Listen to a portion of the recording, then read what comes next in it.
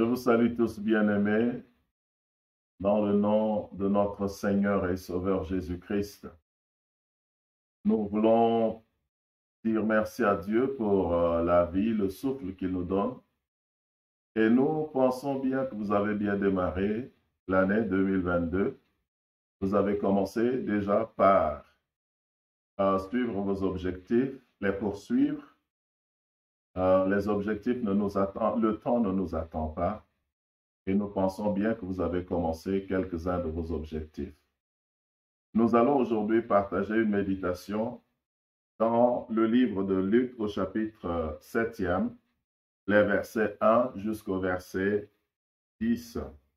Je lis d'après la version Louis II et nous allons voir beaucoup plus l'histoire d'un homme, d'un dignitaire romain, un centenier qui demandait le secours de Jésus. Et nous allons voir qu'il a obtenu le secours demandé, mais qu'il a beaucoup manqué. Donc, nous voulons simplement intituler ce qu'a manqué le centenier. Prions le Seigneur avant de lire la Bible. Nous te disons merci, notre Père, pour ta grâce. Bénis-nous pendant ces instants, instruis-nous au nom de Jésus. Amen. La Bible dit dans la version Louis II, après avoir achevé tous ses discours devant le peuple qui l'écoutait, Jésus entra dans Capernaum. Un centenier avait un serviteur auquel il était très attaché et qui se trouvait malade sur le point de mourir. Ayant entendu parler de Jésus, il lui envoya quelques anciens des Juifs pour le prier de venir guérir son serviteur.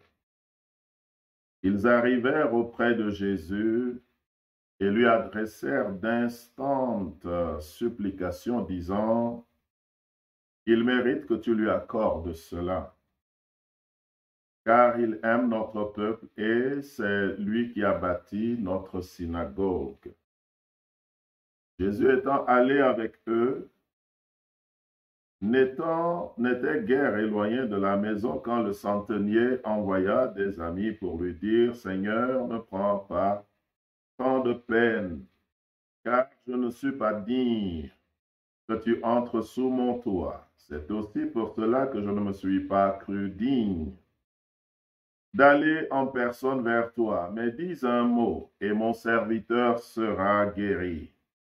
Car moi qui suis soumis à des supérieurs, j'ai des soldats sous mes ordres, et je dis à l'un, va, et il va, à l'autre, viens, et il vient, et à mon serviteur, fais cela, et il le fait. » Lorsque Jésus entendit ces paroles, il admira le centenier et se tourna vers la foule qui le suivait, et il dit, « Je vous le dis, même en Israël, je n'ai pas trouvé une aussi grande foi. » Retour à la maison, les gens envoyés par le centenier trouvèrent guéri le serviteur qui avait été malade.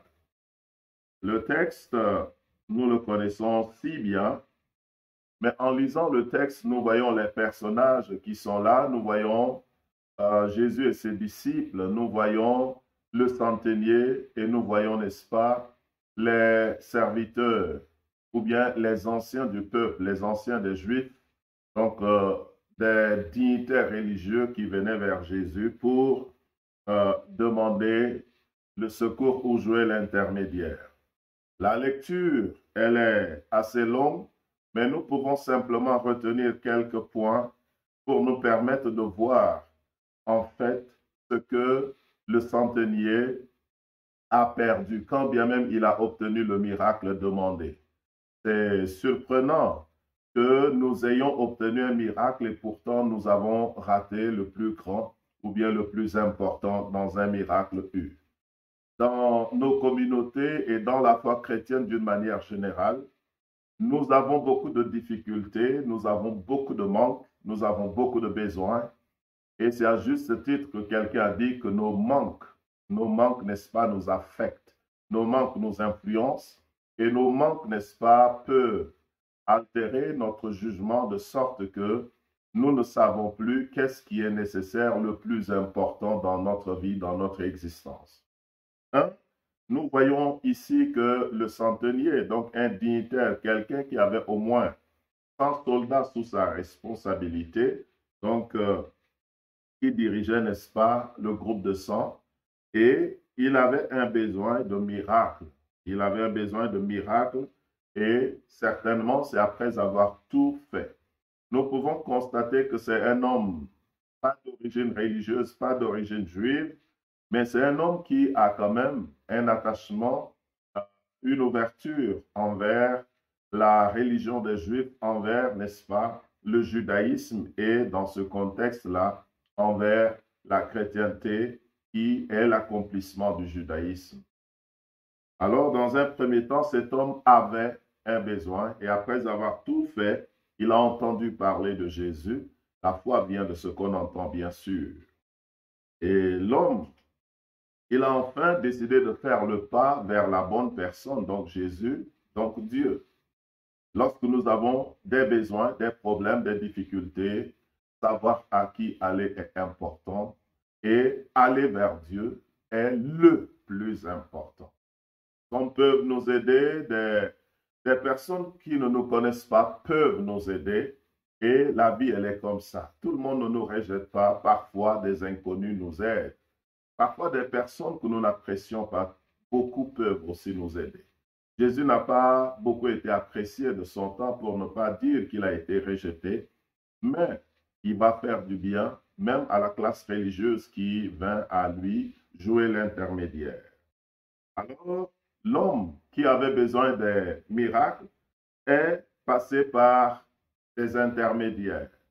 Dans nos communautés chrétiennes, nous entendons, nous confions nos sujets de prière aux frères, nous demandons aux uns et aux autres de prier pour nous, et par moments, nous voyons autour de nous nos voisins qui, d'une certaine manière, n'ont pas beaucoup d'engagement spirituel, n'ont pas beaucoup d'engagement avec Dieu, mais qui de temps en temps peuvent nous dire, arrivez à l'église, priez pour moi, arrivez à la réunion de prière, priez pour moi pour ceci et cela. Et nous voyons, n'est-ce pas, la reproduction de ces faits dans le texte. Donc, le centenier a envoyé les Juifs pour, n'est-ce pas, intercéder. Ça, c'est l'intercession. Donc, les Juifs qui sont arrivés intercèdent. L'intercession est importante, mais souvent, l'intercession aussi empêche quelque chose de plus grand. Par notre intercession, c'est-à-dire nous nous tenons à la place des autres pour demander le secours de Dieu, c'est une bonne chose parce que ça donne résultat. Dieu dit d'ailleurs qu'il cherche, n'est-ce pas, un homme, une femme, donc une personne qui se tienne à la brèche et qui élève un mur afin qu'il ne détruise pas. L'intercession est biblique et Jésus a intercédé pour les disciples, il a intercédé pour nous, il a intercédé pour ceux qui lui faisaient du tort et qui le mortifiaient à la croix, disant, Père, pardonne-leur, ils ne le savent pas. Alors ces responsables religieux sont venus intercéder. La Bible dit, ils ont fait d'instantes supplications. Donc, ils ont prié le Seigneur Jésus en faveur, n'est-ce pas, du centenier, en énumérant même les bienfaits de ce centenier, tout comme les femmes ont énuméré les bienfaits de Dorcas dans le livre des Actes. Alors Jésus décide d'aller avec lui.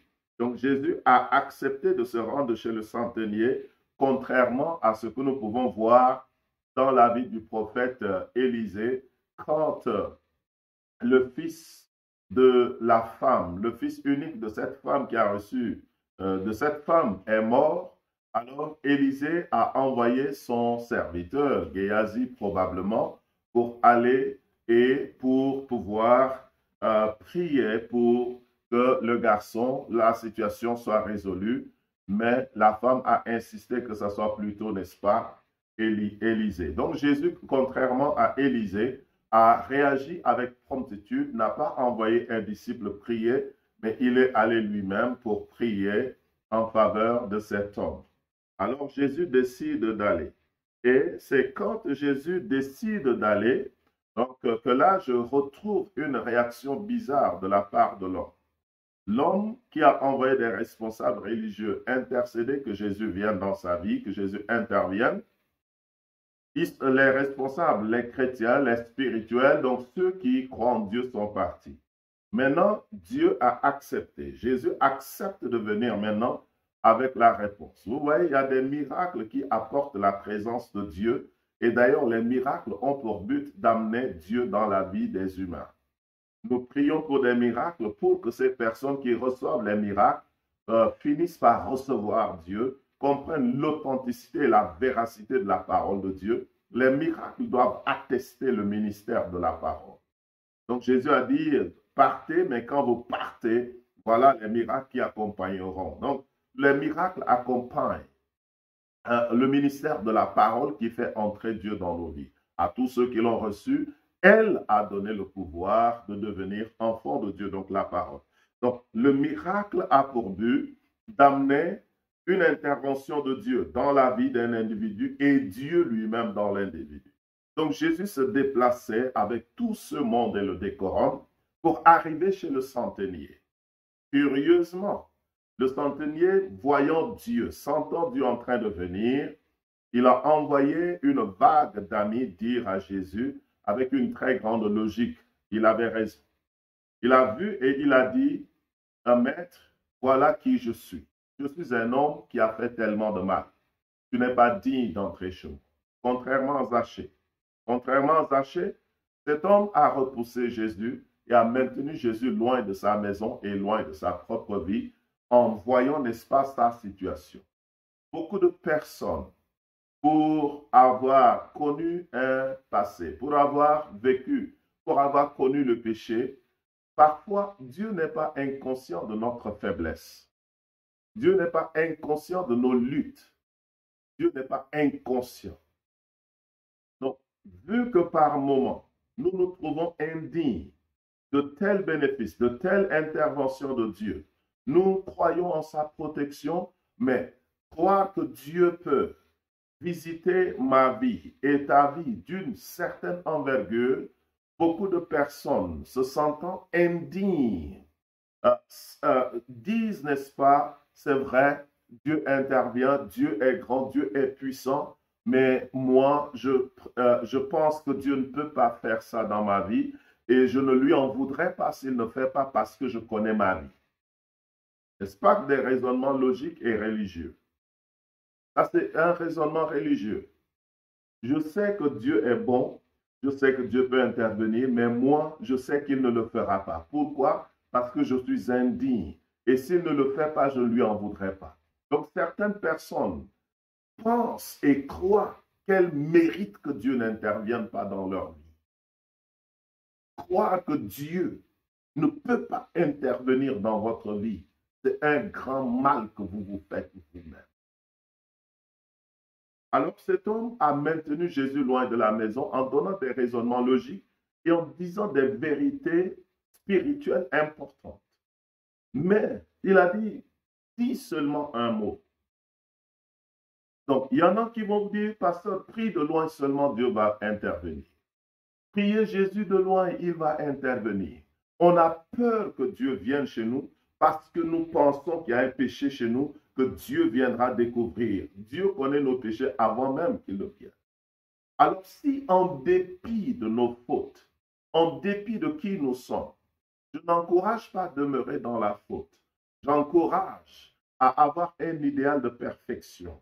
Aller vers la perfection, mais en cours de route, nous bronchons tous, la Bible dit. Pire encore, ceux qui ont un background comme nous autres, mauvais dans le passé. Vous avez un background dans le passé, vous laissez le background vous hanter et vous disant que Dieu n'interviendra pas et Dieu ne devrait pas intervenir dans la vie de quelqu'un comme vous. Vous vous sentez indigne, mais cette indignité qui peut faire quelque chose à propos, n'est-ce pas, Dieu? Alors, pendant que Jésus venait, cet homme a dit, voilà, ne viens pas parce que je ne suis pas digne et je ne t'en voudrais pas si tu ne viens pas. Jésus a apprécié ce qu'il a dit, ce que l'homme a dit. Mais en même temps, l'homme rate beaucoup de choses en maintenant Jésus de loin et en recevant le miracle. Le verset 10 dit que Jésus l'a apprécié au verset 9 au verset 10, quand les gens sont rentrés, le serviteur est guéri. Il a effectivement eu la guérison. Il a eu le miracle. Mais voilà ce qu'il rate. Un, il rate d'abord une rencontre personnelle avec le Seigneur. Il a entendu parler de Jésus, maintenant l'opportunité de rencontrer Jésus. Si vous avez l'occasion de rencontrer certaines personnes, souvent certaines personnalités, nous les rencontrons par des personnes interposées. Nous demandons à quelqu'un d'aller bousculer pour nous, nous demandons à quelqu'un d'aller parler pour nous. Mais souvent, quand on nous dit, il est là au salon, il est là, allons le saluer, il est là, allons, expose ton problème toi-même, beaucoup ont tendance à se rétracter et dire, non, toi-même, tu vas, tu lui parles pour moi. Mais vous êtes en train de rater des grandes opportunités. Quand Dieu est là, il faudrait lui parler et vous demander que d'autres personnes prient à votre place. Quand le directeur est là, il faut le rencontrer. Vous dites, mais toi-même, comme tu es de l'intérieur, va parler. Celui que tu envoies parler, tu ne sais pas, soit il parlera très bien, soit il ne parlera pas comme tu le voudrais. Et même rencontrer le directeur déjà, c'est déjà quelque chose. Permettre au directeur de vous regarder, permettre au directeur de te regarder, permettre au directeur de t'entendre parler. Il se pourrait que tu dégages plus de charisme que la personne que tu envoies. Les intermédiaires sont arrivés, mais Jésus a plutôt apprécié la foi de cette personne fuyante. Beaucoup de personnes ont une grande foi en Dieu, aiment Dieu, mais fuient Dieu. Ne fuyons pas Dieu, s'il vous plaît. Alors, allons à la rencontre. L'homme a eu de bons raisonnements, mais il n'a jamais rencontré Jésus. Quand bien il a entendu parler de Jésus, il a reçu un miracle de Jésus, mais il n'a pas rencontré Jésus. Il ne sait pas quel genre de personne Jésus est, quel amour il dégage, quel charisme il exhibe. En deux, la personne a raté le salut. Quand Judas a accepté que Jésus vienne chez lui, en dépit des murmures des Juifs, Jésus a dit, le salut est entré chez toi aujourd'hui. Donc, quand vous laissez les autres prier pour vous, et vous-même, vous n'avez pas une rencontre directe avec le Seigneur, sans une rencontre directe avec le Seigneur, le salut ne peut pas entrer dans votre vie. Donc, c'est vrai, il est vrai d'aller des hommes de Dieu en hommes de Dieu. J'aime bien quand les gens viennent que je prie pour eux. Mais en fin de compte, je me dis, mais qu'est-ce que je fais? Si moi je m'interpose entre les hommes et c'est moi qui dois porter tout leur fardeau devant du Seigneur, mais est-ce que le Seigneur ne veut pas qu'ils aient un contact avec lui? Donc, le chrétien doit parvenir. Nous devons former des chrétiens à une sorte d'autonomie où les chrétiens peuvent par eux-mêmes exposer leurs problèmes directement à Dieu, exposer leurs soucis directement à Dieu, parce que dans la prière, ce n'est pas seulement le miracle que nous recevons, mais nous entrons en contact direct avec Dieu et cela nous change et fait entrer Dieu dans notre vie. Alors nous avons le salut. Donc c'est la rencontre avec Dieu, avec Christ qui produit le salut. Donc apprenons nous-mêmes à entrer directement en contact avec Dieu. Vous me suivez en ce moment? Vous savez que Dieu existe. Vous n'êtes pas un athée, vous n'êtes pas un blasphémateur, mais vous pensez que vous êtes trop pécheur pour vous approcher de l'Église, pour vous approcher de Dieu. Je vous demande de laisser tomber tout cela. Le Seigneur est le seul qui puisse venir vous délivrer dans la situation où vous êtes. En toi, l'homme a raté une relation personnelle. Notez que toute rencontre ne garantit pas une relation personnelle. Nous rencontrons des personnes, mais nous n'avons pas une relation personnelle. Donc, c'était une rencontre avec le Seigneur, de le centenaire raté. Alors, du coup, il rate le salut et il rate une relation personnelle. Jésus était dans la maison d'un certain riche, Simon, et une femme prostituée est arrivée avec la boîte d'alabastre et a brisé et a oint le Seigneur et a embrassé les pieds du Seigneur et a nettoyé les pieds du Seigneur. Elle a eu une rencontre directe avec le Seigneur. Elle a eu le salut parce que le Seigneur lui dit, tes péchés te sont pardonnés. Et ensuite, elle a maintenu une rencontre, une relation personnelle avec le Seigneur. Et ça, c'est important. Après le salut, une relation personnelle doit être maintenue avec le Seigneur. Après le miracle, une relation personnelle doit être maintenue avec le Seigneur. Alors cette femme qui s'appelle Marie, vous trouverez dans le livre de Jean au chapitre 11, va maintenir une relation personnelle avec le Seigneur. Le centenier aurait pu rencontrer Jésus, recevoir le miracle de Jésus, recevoir Jésus dans sa maison. Donc, dans sa maison, vous voyez l'analogie. Il recevait Jésus dans sa vie. Et alors, il demeurait ami de Jésus pour la suite de la vie. Et quand on maintient une relation personnelle avec le Seigneur, cela nous mène, n'est-ce pas, au quatrième élément que je peux citer. Et ce quatrième bénéfice, c'est quoi? Lorsque d'autres difficultés vont se susciter dans la vie, le Seigneur, qui est maintenant notre ami personnel, peut faire des choses dans nos vies telles qu'un ami le fait. C'est ainsi que dans le livre de Jean, au chapitre 11, vous verrez que la relation personnelle que Jésus a maintenue avec Marie a introduit Jésus dans la famille de Marie. Crois au Seigneur Jésus, tu seras sauvé, toi et ta famille. Alors, Jésus va devenir l'ami de Marie, l'ami de Marthe et de Lazare, leur frère. Et c'est cette relation personnelle que Marie a maintenue avec le Seigneur qui s'est déteint sur sa sœur Marthe et sur son frère. C'est cette relation qui va plus tard, en temps de difficulté, ressusciter Lazare. Donc, ne repoussons pas le Seigneur très loin, ne demandons pas aux uns et aux autres d'intercéder et de prier pour nous dans la plupart des cas, mais nous-mêmes d'abord, tentons de rencontrer le Seigneur, tentons de le laisser entrer dans notre vie. Nul n'est trop pécheur pour que Jésus vienne dans sa vie. Jésus est prêt à venir dans la vie de tout le monde, alors ne le fuyez pas, ne le repoussez pas, mais s'il décide de venir dans votre vie, en dépit de votre indignité, que vous soyez prostituée, vous soyez une fille mère, une fille mère avec plusieurs enfants de différents pères, vous avez connu des avortements dans le passé, vous avez fait le pire des péchés qui existent, mais si maintenant vous avez besoin du Seigneur Jésus, vous savez qu'il est vrai, mais que c'est votre vie qui vous amène à le repousser très loin de vous. C'est la crainte de perdre le bénéfice de votre manière de vivre qui vous pousse à le rejeter loin. Ne le rejetez plus. Baissez la tête et invitez-le de venir dans votre vie. Quand il viendra dans votre vie, il va vous transformer, vous accorder le salut et il va demeurer avec vous pour la suite de la vie. Quand des difficultés vont se susciter, il sera avec vous. Il dit, voici, je suis avec vous jusqu'à la fin du monde. Ne faisons pas comme le centenier, mais allons plus loin que le centenier. Que le Seigneur nous bénisse. Au nom de Jésus, prions. Nous te disons merci, notre Père, et nous te prions pour tous ceux qui te craignent, qui ont peur de toi et qui te fuient.